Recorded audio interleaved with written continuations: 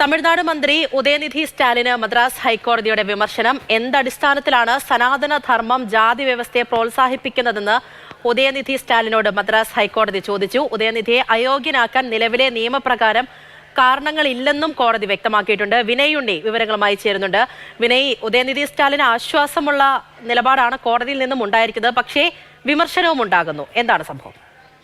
പൂജ ഒരു തരത്തിൽ സനാതന ധർമ്മ പരാമർശ വിവാദത്തിൽ ഉദയനിധിക്ക് ആശ്വാസമാണെങ്കിലും രൂക്ഷമായ ഭാഷയിലാണ് ഉദയനിധിയെ മദ്രാസ് ഹൈക്കോടതി വിമർശിച്ചത്. പ്രധാനമായും ജഡ്ജി അനിൽ സുമന്ത രൂക്ഷ വിമർശനങ്ങൾ ഉന്നയിച്ചത്. എന്തടിസ്ഥാനത്തിലാണ് സനാതന ധർമ്മം ജാതി വ്യവസ്ഥയെ പ്രോത്സാഹിപ്പിക്കുന്നതെന്ന് ഉദയനിധി പറഞ്ഞിരുന്നു. അത് ഏത് അർത്ഥത്തിലാണെന്നാണ് ഉദയനിധി സ്റ്റാലിനോട് ഹൈക്കോടതി ചോദിച്ചത്. മന്ത്രിമാർ ഉത്തരവാദിത്തത്തോടെ സംസാരിക്കണമെന്നും കോടതി വിമർശിച്ചു. അതേസമയം ഉദയനിധിയെ അയോഗ്യനാക്കാൻ നിലവിലെ നിയമപ്രകാരം കാരണങ്ങളിൽ നിന്ന് കോടതി ചൂണ്ടിക്കാട്ടുകയും ഹിന്ദു മുന്നണി പ്രവർത്തകർ സമർപ്പിച്ച ഹർജി ഇതോടുകൂടി തീർപ്പാക്കുകയുമായിരുന്നു.